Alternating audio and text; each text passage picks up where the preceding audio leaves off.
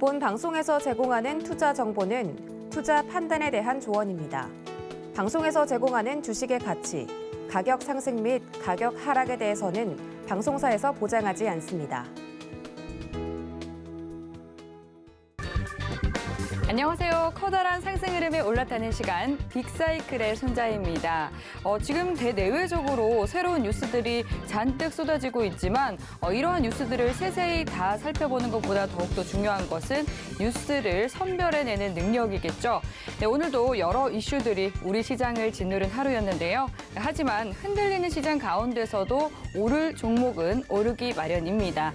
네, 오늘도 저희 빅사이클이 여러분들의 성공 투자를 위해서 꼭 필요한 알짜 정보만 놓아왔으니까요. 네, 채널 고정해 주시면 되겠고요. 오늘도 1시간 동안 여러분들을 상승 사이클에 탑승시켜 드리도록 하겠습니다.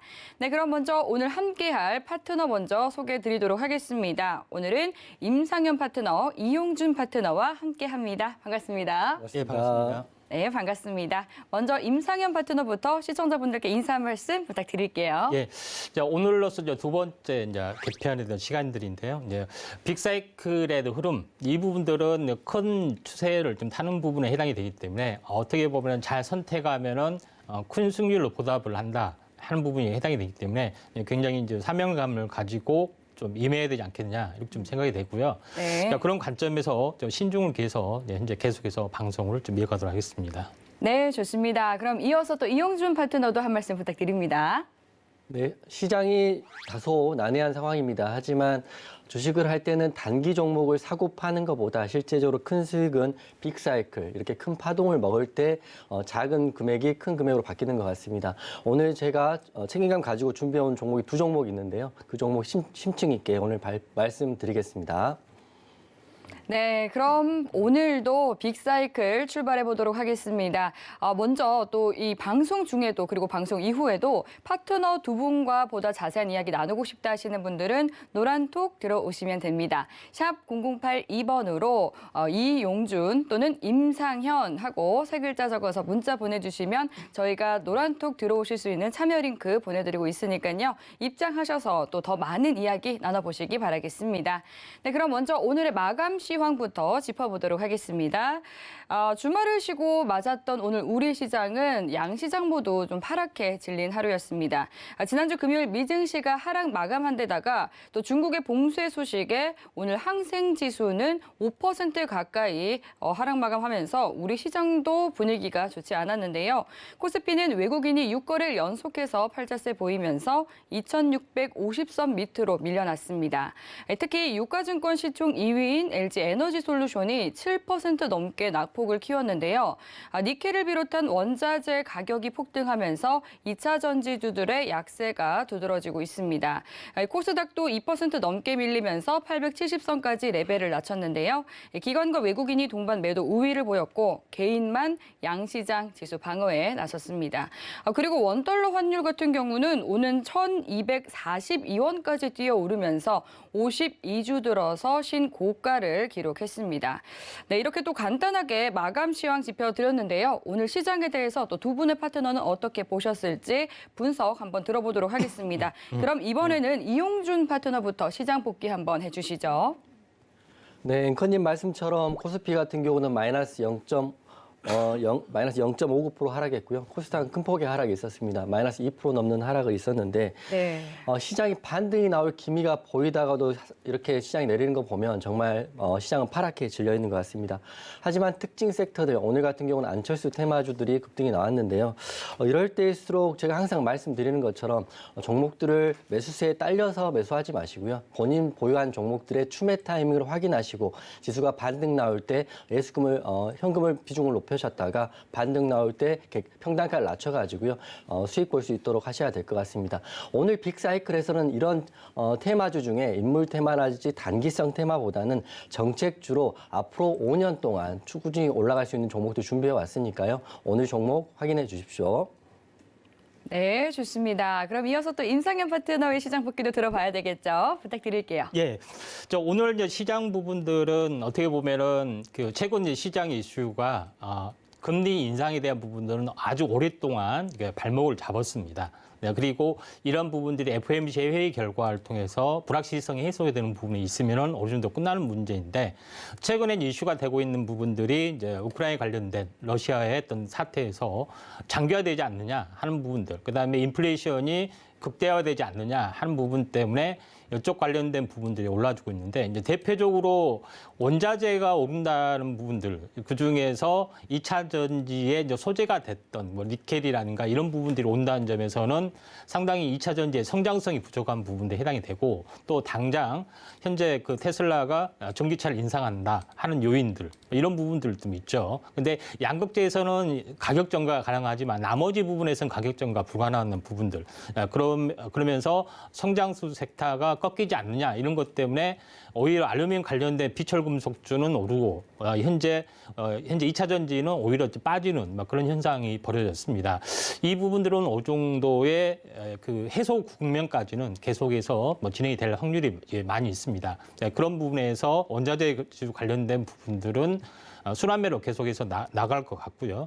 두 번째 부분은 윤석열 현재 당선인 관련된 정책 이 부분들이 가장 뜨거운 부분에 해당이 되는데 가장 첫 번째 부분들은 현재 원전에 대한 부활 이런 부분들이 있었죠. 그다음에 재건축에 대한 부분에 이제 건설주에 대한 부분들이 지난주에 뜨겁게 이제 강세를 펼쳤는데 오늘 이후에 강세를 펼쳐진 부분들이 단 그 현재 인수위원회 안철수로 인수위원장 이런 부분들이 하는 구체적화 되면서 디지털 정부, 디지털 플랫폼을 구축하겠다. 지난 정부에서는 뭐 전자정부라고 이야기를 했죠. 그런 부분에 해당이 되기 때문에 시즌3가 다가오지 않느냐 이렇게 좀 생각이 되기 때문에 이쪽 관련된 뭐 인공지능, AI, 로봇 관련된 부분들, 그다음에 플랫폼에 관련된 부분들까지 올라줬던 뭐 그런 양상이 좀 있습니다.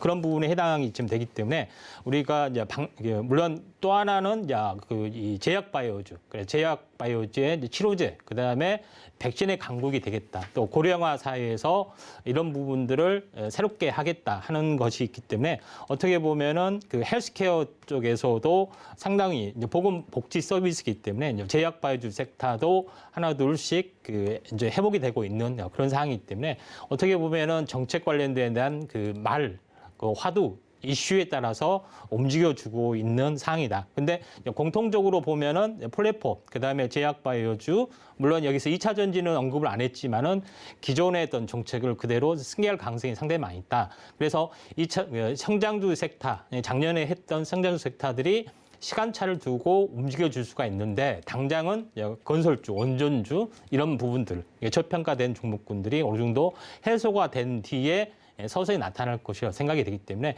우리가 좀 순환매를 잘 대비하는 전략들 필요해 보지 않겠냐 좀 생각이 됩니다. 그래서 윤석열 당선인 공약에 대한 핵심 포인트를 우리가 하나 둘씩 짚어나가는 전략 필요해 보입니다. 네, 정말 두 분의 파트너께서 말씀해 주신 것처럼 지금 시장 곳곳에 대내외적인 여러 이슈들이 쌓여 있는 상황입니다. 네, 이런 시장 이야기들 오늘도 하나하나씩 풀어가 보도록 하겠습니다. 미래를 보는 눈 빅사이클, 또 두 파트너가 생각하는 하락 사이클 업종은 무엇일지 화면 통해서 먼저 확인해 보시죠. 네, 앞으로 하락할 사이클로 대선 인맥 그리고 남북 경협 두 가지를 꼽아주셨습니다. 그럼 파트너와 함께 그 이유는 무엇일지 자세한 이야기 나눠보도록 하겠습니다. 네, 지난주 수요일 또 제20대 대선이 있었죠. 그 결과 21대 국회에서는 이제 여야가 바뀌게 됩니다. 당연히 정치와 경제 그리고 사회에 있어서 모두 좀 큰 새로운 변화의 바람이 불게 될 텐데요. 오늘 이 두 분이 가져오신 업종을 보니까 좀 고개가 끄덕여지는 것 같습니다. 네, 그럼 먼저 대선 인맥 업종부터 짚어보도록 할게요. 두 분 중에 어느 분이 가져오셨을까요? 예, 제가 가져왔습니다. 네, 임상현 파트너께서 그럼 먼저 좀 설명 부탁드릴게요.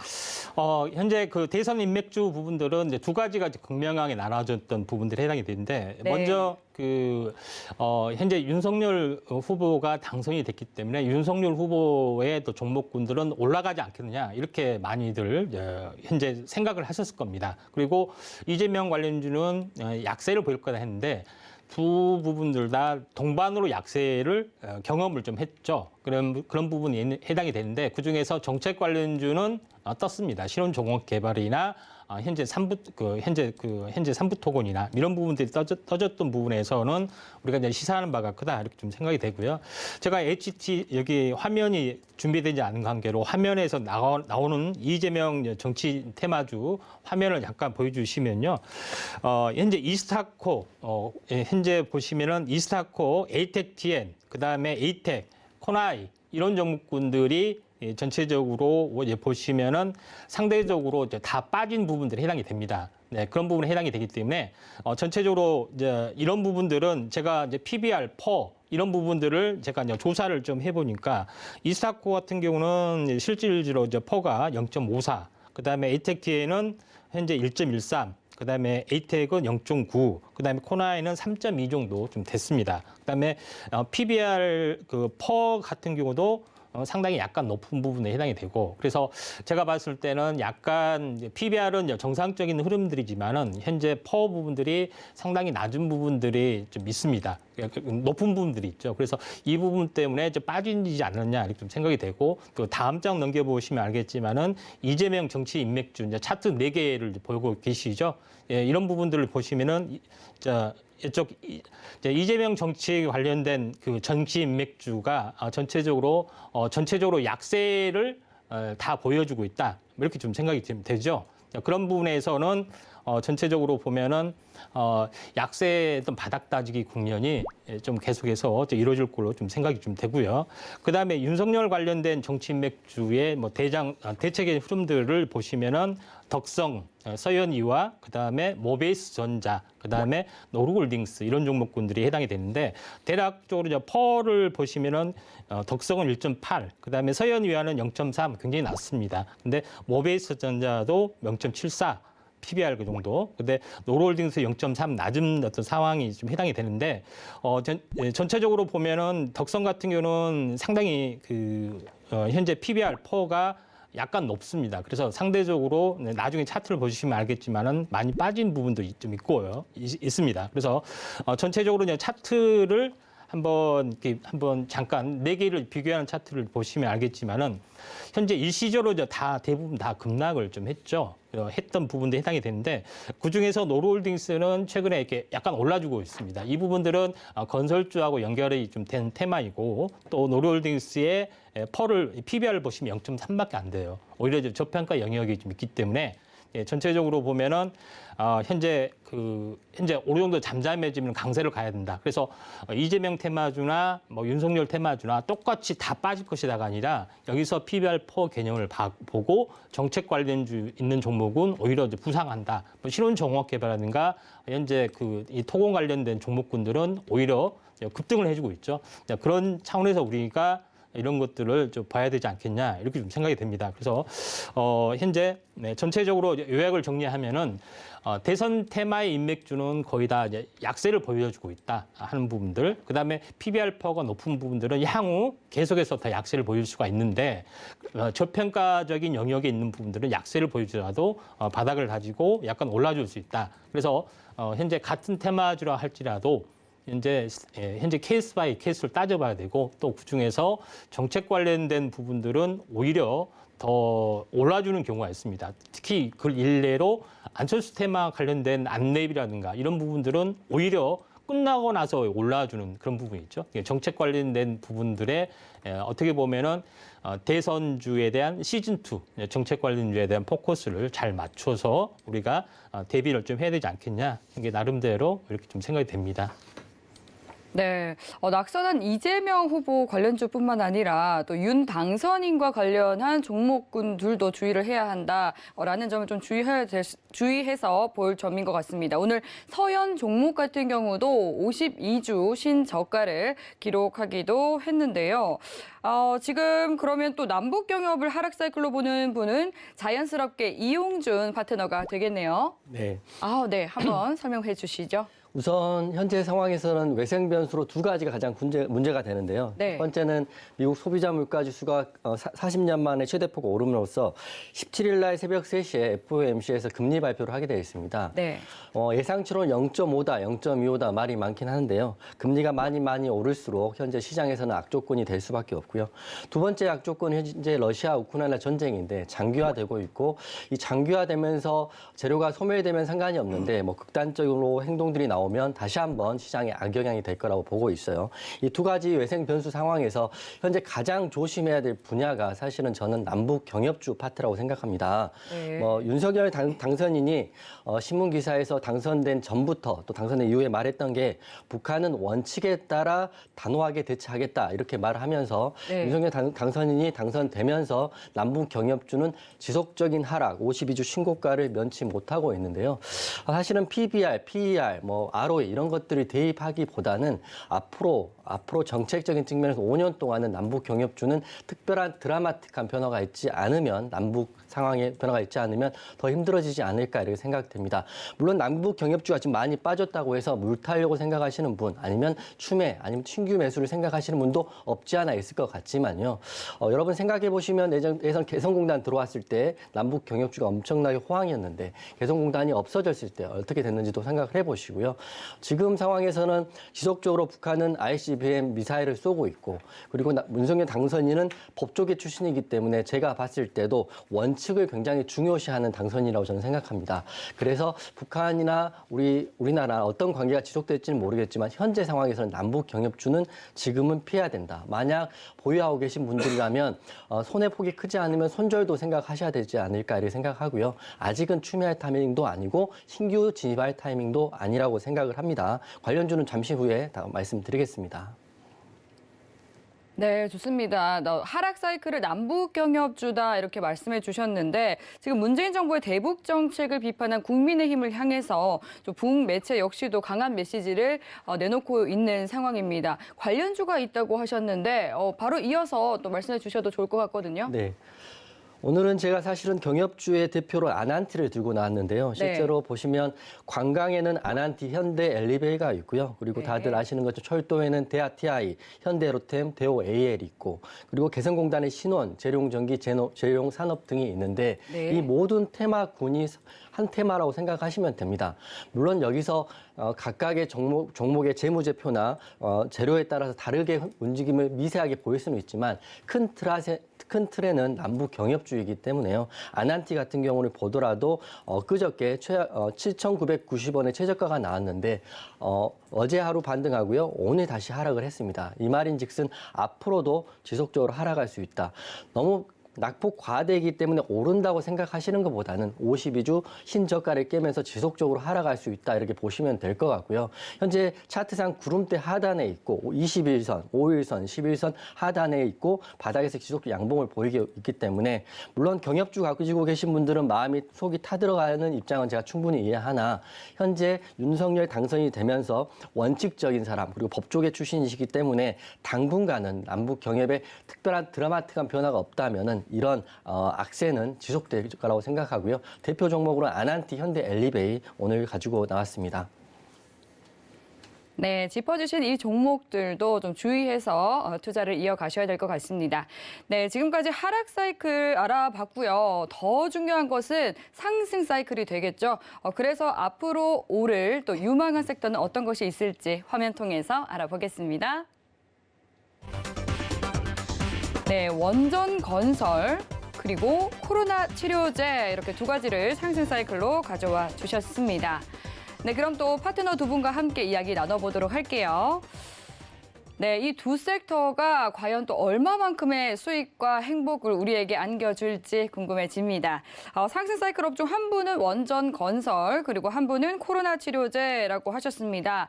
그럼 먼저 원전 건설부터 살펴볼까 하는데요. 이 부분도 역시나 좀 정책 수혜주로서 가져와 주신 거 있을 것 같은데 어떤 분께서 가져와 주셨을까요? 제가 가져왔습니다. 네, 이어서 설명 부탁드릴게요. 네네.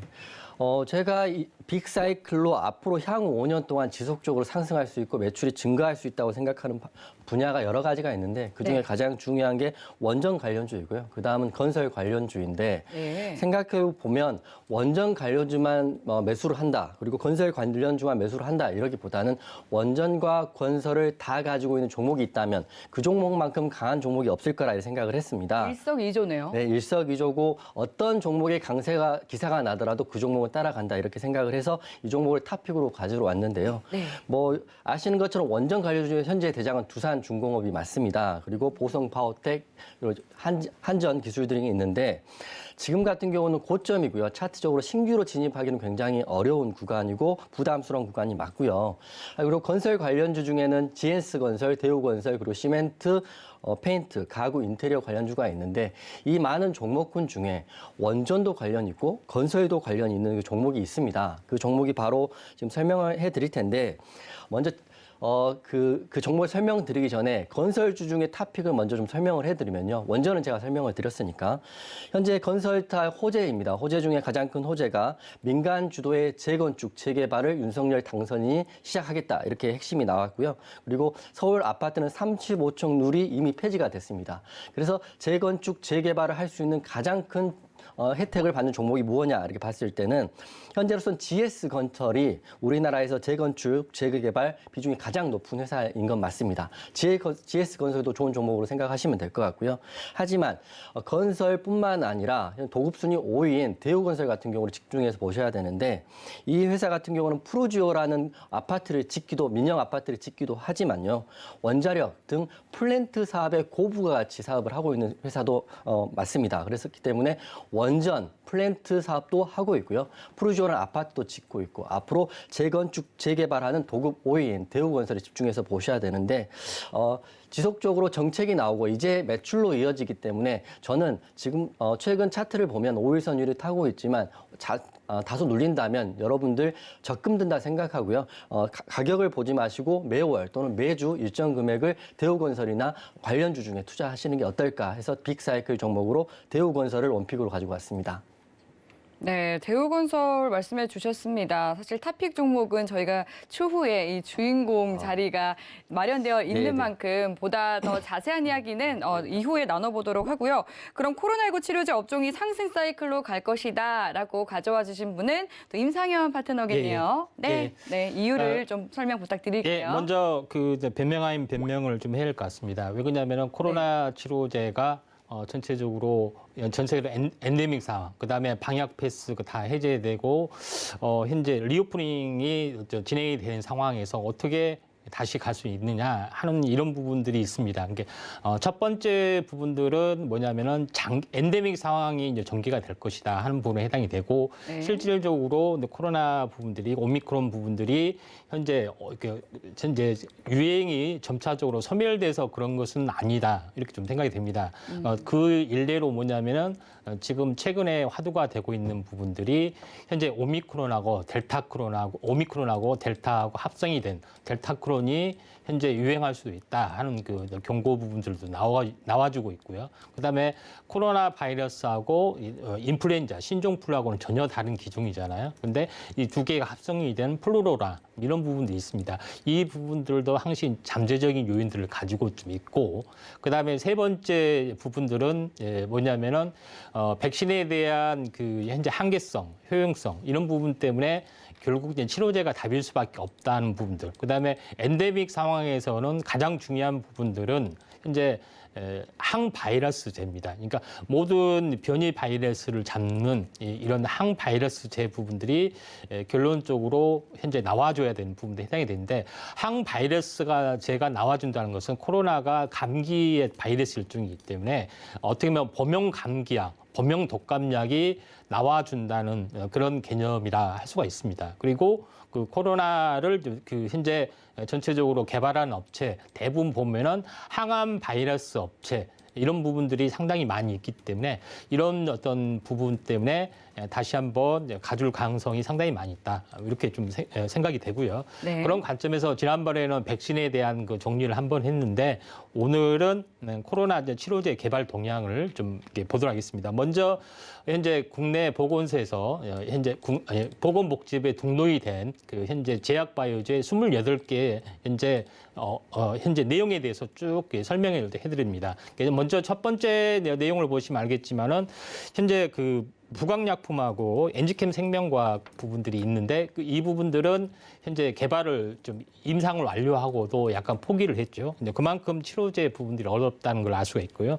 세 번째 부분들은 신풍제약이 있고 그다음에 정군당하고 현재 쭉 내용이 나오죠. 크리스탈 지노믹스 이런 부분들이 좀 있는데 임상 이상이 약간 높은 부분, 임상이 진척이 높은 부분들, 그다음에 현재 주사제가 아닌 경구용 위주로 한번 리스트를 쭉 보면은 그다음에 이제 두 번째 장으로 넘겨 보면은 쭉 내용이 납니다. 제가 빨간색으로 이제 표시된 부분들은 전체적으로 보면은 중요한 어떤 그 파이프라인 가치 이런 부분들 진행이 된 거고 파란색으로 되는 부분들은 그래도 한번 눈여겨 볼 만한 그 내용들을 쭉 정리한 겁니다. 그래서 현재 시간상으로 다 설명할 수 없기 때문에 한쭉 내용을 보시고 세 번째 타이틀 내용을 보셔도 이제 약간 비슷합니다. 그래서 중요한 것은 경구제형이가 나오는 거죠. 지금 현재 렘데시비르가 길리아드에서 나온 렘데시비르 주사제가 병원에서 할 수 있는 처방 부분들이 나와주고 있죠.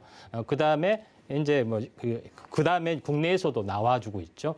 이제 그런 부분에 해당이 되기 때문에 경구형 치료제가 대세일 수밖에 없고 이런 부분들을 표로 한번 그 요약을 해보면은 중요하다고 생각했던 부분들을 코로나 치료제 압축과 투자 포인트 쭉 종목을 압축을 했던 걸 보면은 신풍제약의 피라믹스, 그다음에 대웅제약의 카모스타트, 동화약품의 천연물 치료제인데 DW2008S, 진원생명각의 GLS1027, 그다음에 제렌셜 세종메디칼의 단팔수, 대운제약의 현대바이오 니클로사마이드, 일동제약의 그 내용들, 그다음에 여기서 포함이 되지 않았지만은 한국 BNC 이 관련들이 있습니다. 근데 여기서 제일 중요한 부분들은 그 많은 약물들이 있는데 그 중에서 어떤 약물이 치료 효과를 높여야 되냐 하는 것들을 압축을 하면은 제가 이제 신풍제약의 피라믹스, 그다음에 현대바이오의 니클로사마이드, 그다음에 한국 BNC의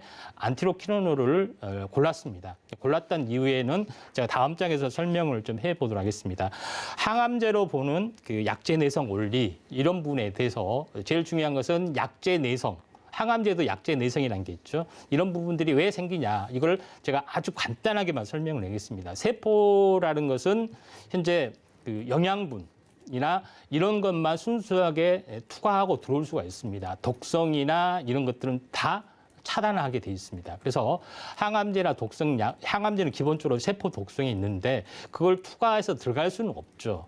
그런 부분이 있어서 투과해서 만약에 들어갔다 할지라도 다시 세포는 자기 생존 기능이 있어서 현재 다시 배출 펌프로 품어져 나오는 그런 부분들이 해당이 되고요.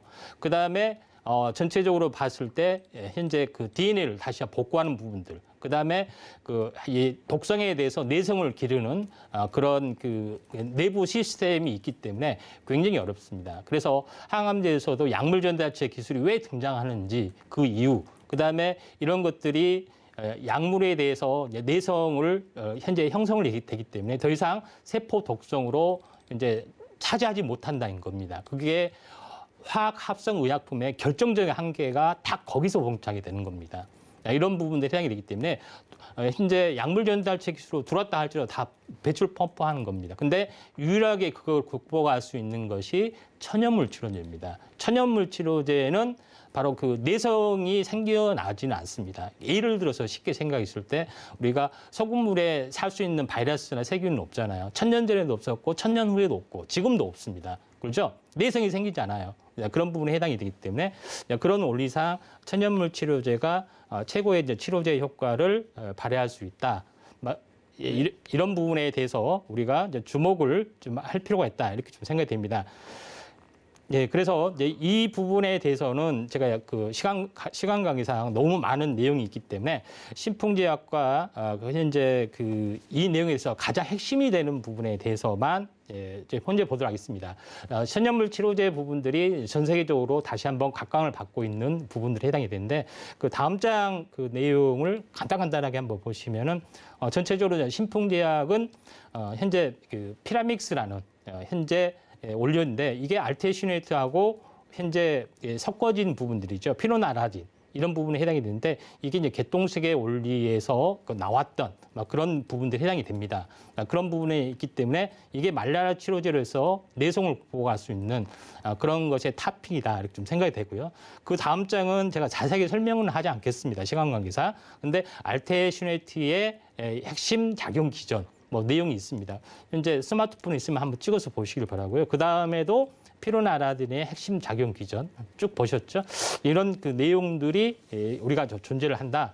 이렇게 좀 생각이 되기 때문에 전체적으로 임상 3상에 대한 가능성들, 그다음에 높은 효용성들이 이미 확보가 좀 되고 있다. 하는 것들이 이제 굉장히 이제 중요한 그 투자 포인트다 이렇게 좀 생각이 되고요. 두 번째 부분들은 현재 한국 PNC를 현재 천연물 치료제로 이제 보는 부분들은 안티키노올 우리가 그 한국판 영지버섯이라고 보시면 됩니다. 이런 부분들이 예전부터 희귀의약품으로도 현재 어느 정도 계속해서 연구 개발이 좀 되고 있고요. 그다음에 기본적으로 항암 기능, 항생 기능을 가지고 있는 그 약이다. 이렇게 좀 생각하셔도 될 것 같습니다. 그래서 한국 BNC는 대만 골든파이터과 이제 공동으로 연구를 좀 하고 있는 그런 사항입니다. 그래서 제가 시간 관계상 다 할 수 없기 때문에 자료는 여러분들이 시청자 여러분한테 보여주시고 필요하시면 스마트폰으로 좀 찍으시고 이제 내용을 한번 보시기 바랍니다.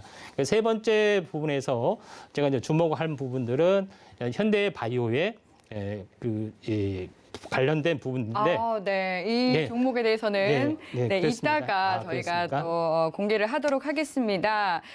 지금 현재 또 제약 바이오 업종에 대해서 말씀을 해주셨는데 워낙에 또 전문 분야이기도 하고 그리고 하나하나 이런 임상 실험 단계를 추적하기란 좀 쉽지 않은데 이렇게 또 자료를 일목요연하게 정리해서 가져와 주시니까 또 이해하기가 훨씬 더 수월한 것 같습니다.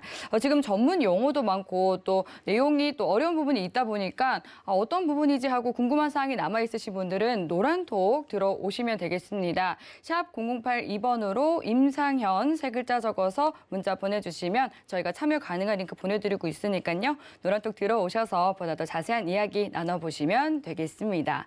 그리고 제가 또 얘기를 듣다 보니까 좀 궁금한 사항이 있는데 지금 사실 뭐 우리나라라든지 또 이 해외 미국, 유럽 같은 경우는 엔데믹으로 향해 가면서 위드 코로나로 접어들고 있는 것 같거든요. 그런데 또 한 국가만이 조금 좀 다른 행보를 보이고 있는 것 같습니다. 중국은 오늘 또 봉쇄에 나서면서 지금 또 항생 지수 오늘 굉장히 큰 폭으로 떨어졌는데 이 부분이 제약 바이오 업계에 어떤 영향이 있지는 않을까요?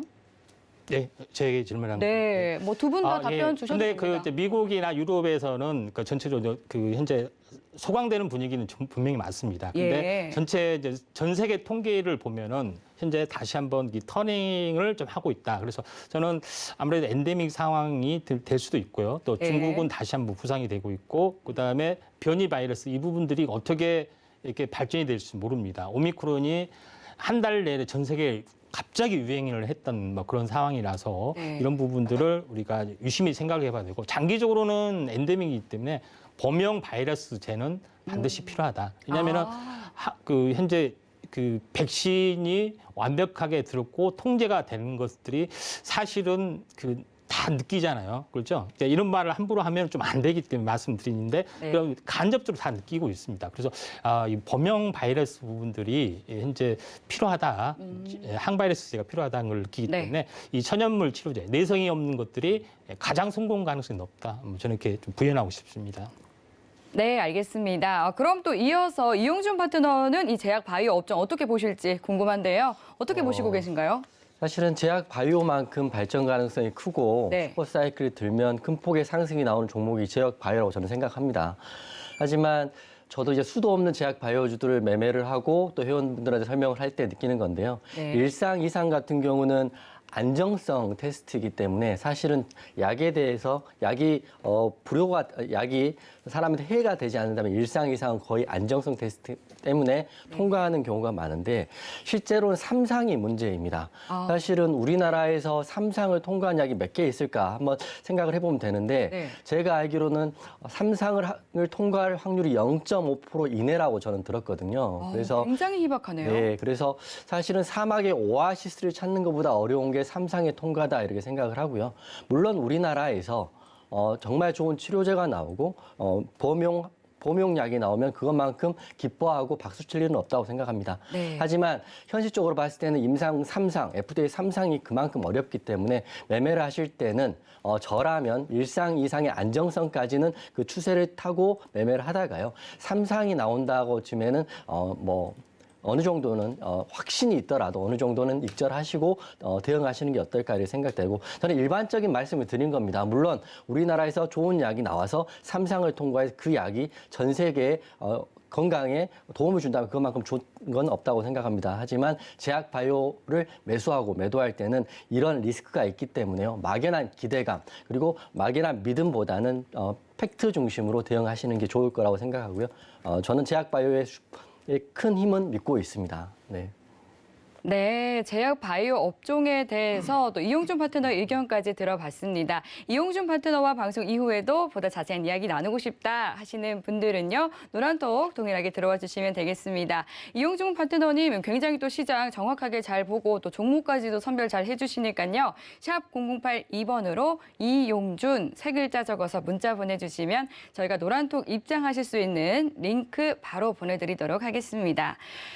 네, 그리고 또 제약 바이오 업종에 대해서 이야기를 나누다 보니까 또 우리나라의 이 제약 바이오 업종의 대장이라고 할 수 있는 셀트리온 최근에 또 고위 분식회계 이 혐의를 벗으면서 좀 날개를 달고 있는 그런 모습이 보여지고 있는데 이 셀트리온은 앞으로 좀 어떤 흐름이 보여질지 궁금하거든요.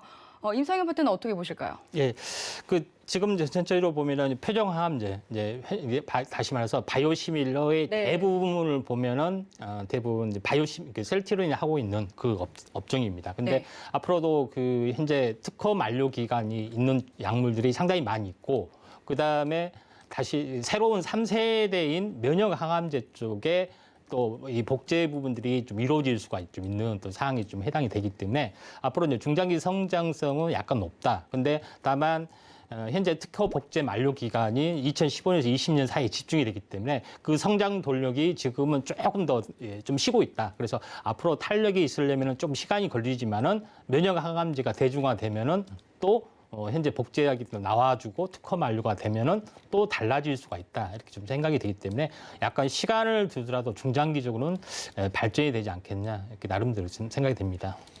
네, 이용준 파트너는 어떻게 보고 계세요, 셀트리온? 지금 셀트리온은 제가 생각하는 국민주 같은 개념인데요. 예. 셀트리온 헬스케어, 셀트리온 제약이 세 그렇죠, 종목이 삼형제. 지난주 금요일날 장 마감 이후에 횡령이나 이런 문제에 대해서 벗어남으로써 오늘 급등이 나왔거든요. 네. 사실 개인적으로 너무 기쁜 일입니다. 사실 바닥에서 거래량을 실은 양봉이 나왔기 때문에 차트적으로 봤을 때는 셀트리온 삼형제가 이번 주부터 바닥을 다지면서 올라갈 거라고 저는 보고 있는데요. 다만 우려되는 것들은 이제 문제가 됐던 부분이 완전히 저는 해소됐다 이렇게 보기는 힘들거든요. 사실은 이게 제 생각인데 우선 피했다 이렇게 생각이 되고 앞으로 더 많은 조사들이 남아있기 때문에 지금 단타로 들어가실 생각을 하시는 분들은 좀 접근을 금하시고요. 하지만 가치주 투자를 하시고요. 이미 물려 계신 분들 아니면 이미 오래 장투를 하시는 분들한테는 오늘 같은 경우는 호재가 나왔다. 그리고 장대 양봉이 나왔기 때문에 좀 느리더라도 차분히 대응하시면 좋을 것 같습니다. 이제 악재 없이 쭉 올라가길 바라는데요. 아마 근데 제약 바이오는 정말 어려운 것 같아요. 이게 저희가 보이는 것들에 대한 투자를 하는 게 아니라 믿음이라든지 그런 개발에 대한 투자를 하는 거기 때문에 공부를 많이 해야 되고 그리고 셀트리온 삼형제는 오늘 장대 양봉이 나왔기 때문에 흐름은 우선 바닥에서 올라갈 거라고 보고 있습니다. 네, 좋습니다.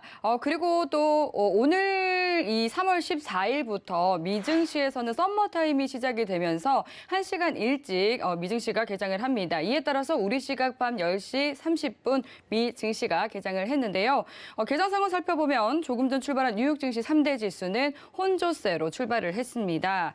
지금 나스닥 같은 경우는 0.4% 정도 하락하고 있고 이외에 다우 지수 그리고 S&P 500 지수는 또 강보합권에서 움직이고 있는 상황인데요. 네, 보니까 지금 현재 글로벌 시장 또 지속되고 있는 러시아와 우크라이나 전쟁 이슈 그리고 또 현지 시간 15일부터 이틀간 열리게 되는 3월 FOMC 회의에 또 모든 시장의 시선이 집중되어 있는 것 같습니다.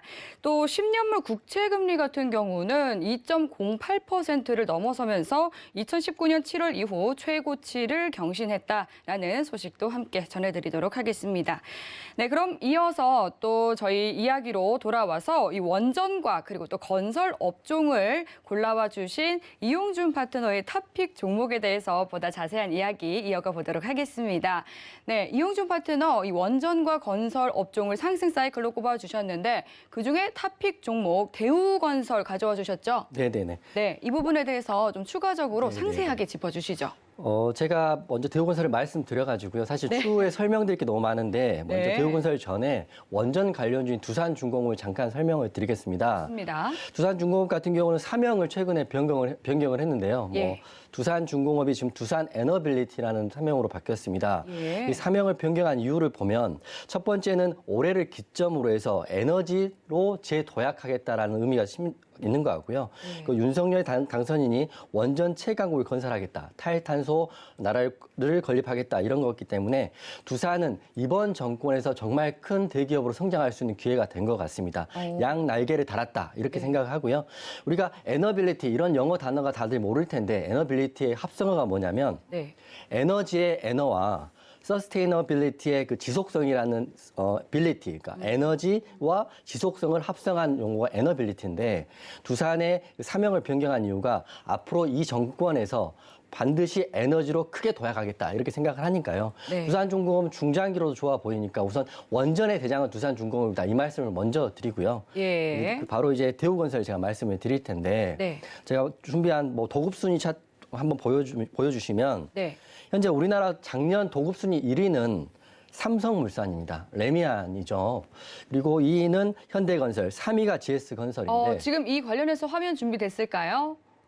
대우건설. 네네, 도급순위. 네, 도급순위. 네, 네. 좋습니다. 그리고 도급순위 5위가 대우건설입니다. 도급순위 5위가 대우건설인데 사실 재건축, 재개발의 비중은 GS가 제일 높으나 대우건설 같은 경우는 푸르지오라는 아파트를 짓고 있고요. 그리고 보시는 것처럼 원자력 등 플랜트 건설의 독보적인 기술을 가지고 있습니다. 네, 지금 화면 괜찮은 것 같은데요.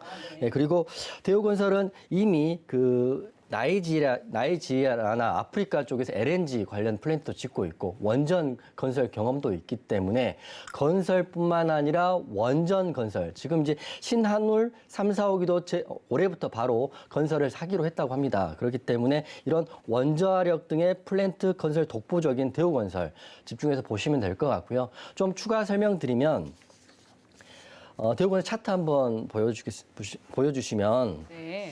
오늘 5일선을 타고 급등하다가요. 단기적으로 상승 윗꼬리를 달면서 약간 조정을 받고 있습니다. 대우건설 제가 지난주부터 말씀해서 대우건설 사야지 하고 계신 분도 많을 것 같은데 지금 단기적으로 상승 윗꼬리가 나왔기 때문에요.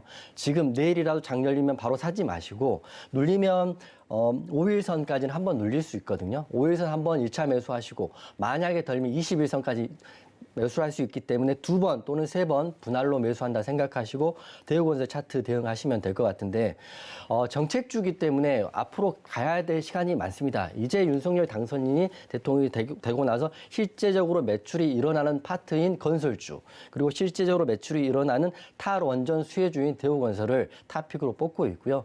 물론 건설주에 대한 수혜도 볼 수 있지만 원전에 대한 원전 플랫엔 고부가 가치의 수혜도 볼 수 있는 유일한 종목이다 이렇게 생각을 하고 있습니다.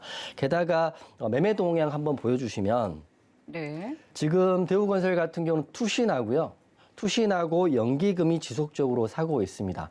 투신 같은 경우는 여러분들이 아시겠지만 단기적으로 성향이 강하고 단기적으로 시세 차익을 노리려는 그런 흐름이 강한 기관이지만 정확한 거는 이 투신도 정확한 먹거리를 보고 들어간다는 거죠. 투신도 반드시 먹을 게 있으니까 들어온 거고 연기금은 지속적으로 하루도 빠짐없이 지금 2월 달 내내 매수를 하고 있어요. 여러분들 투자자별 동향을 한번 보시면 아시겠지만 연기금은 장기입니다. 기본적으로 장기 투자를 하는 거기 때문에 연기금의 흐름에 따라서 매수하시고요. 연기금이 매도할 때까지는 홀딩 하시는 전략도 나쁘진 않을 것 같아요. 수급만 보고 매매한다는 게 바로 이런 종목을 두고 하지 않을까 싶고요. 마지막으로 간단히 재무제표 한번 찍어드리겠습니다. 제가 좋다 해도 우리가 매매할 때는 내 돈을 가지고 매매를 하는 거기 때문에 차트만 보고 소식만 듣고 매매하시면 안 된다고 저는 생각을 하고요. 제가 재무제표를 보면 대우건설 같은 경우는 향후 3년간의 매출액까지 예측치를 지금 재무제표에 내놨습니다. 그만큼 공시된 매출, 공시된 계약들이 있다는 거고요. 기본적으로 깔려 있다는 거는 대우건설은 자신 있다. 재무제표에 자신 있다 이렇게 보면 될 것 같고 매년 매출이익은 최근 들어 상승하고 있고요. 영업이익도 상승하고 있습니다. 게다가 당기순이익도 상승하고 있는데 가치 투자자분들이 가장 좋게 보는 게 PBR이라고 저는 생각한데요. 자산가치인데 대우건설은 현재 작년 2021년 PBR이 0.75밖에 되지 않습니다. 지금 청산해도 다 돌려받고 남는다는 거죠. 그래서 PBR도 좋은 우량한 대우건설을 한번 탑피우로 두시고요. 분할로 매수하시면 정말 좋은 결과 올해 또 내년에 나올 거라고 저는 보고 있습니다. 이상입니다. 네, 원전과 건설을 또 상승 사이클로 가져와 주신 이용준 파트너의 탑픽 종목은 대우건설이었습니다. 그럼 이어서 임상현 파트너의 상승 사이클, 제약바이오 업종의 탑픽 종목은 무엇인지 공개해 주시죠. 예. 좀 전에 약간 입틀막이죠. 입을 거의 강제로 네, 아무도 못 보셨을 겁니다. 네. 시청자도 다 모르는 걸로 네. 다 하시죠. 네. 예.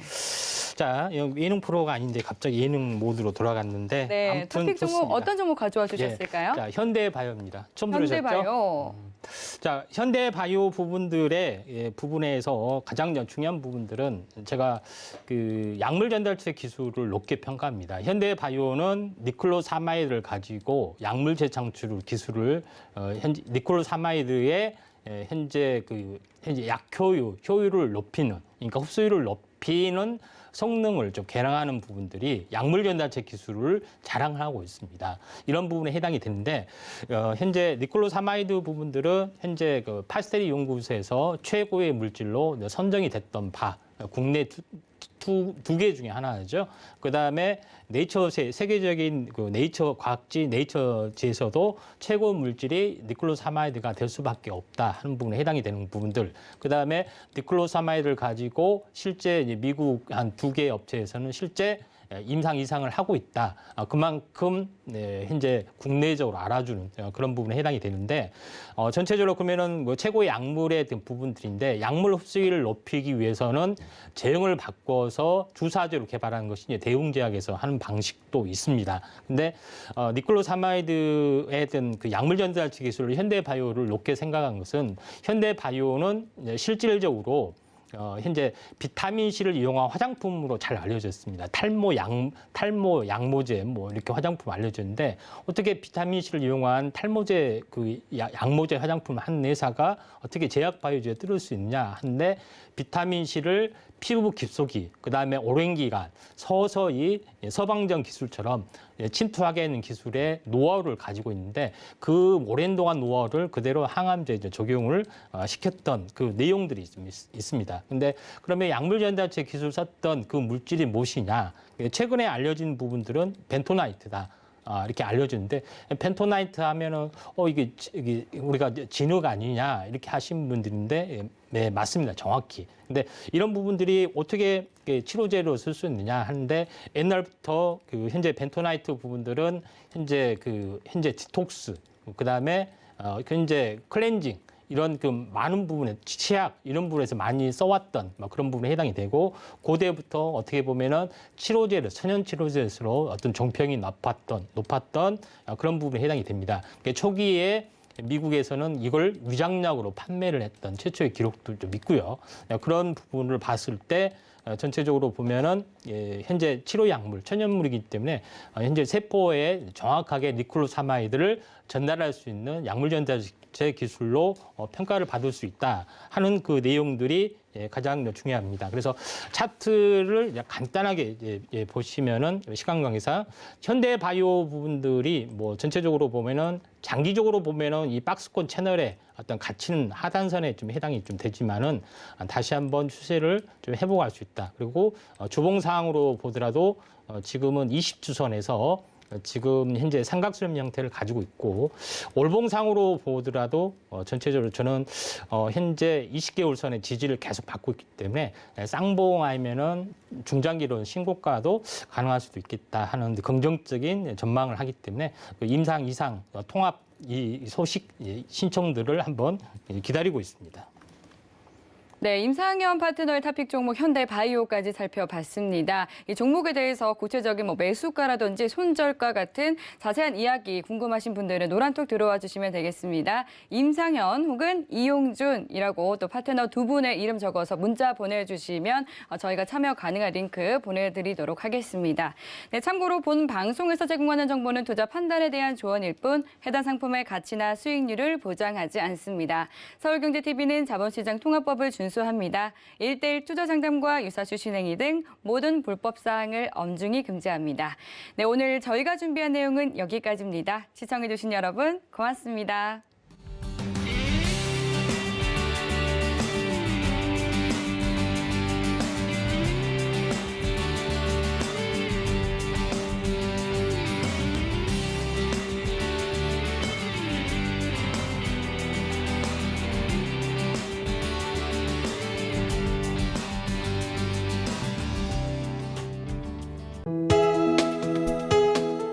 본 방송에서 제공하는 투자 정보는 투자 판단에 대한 조언입니다. 방송에서 제공하는 주식의 가치, 가격 상승 및 가격 하락에 대해서는 방송사에서 보장하지 않습니다.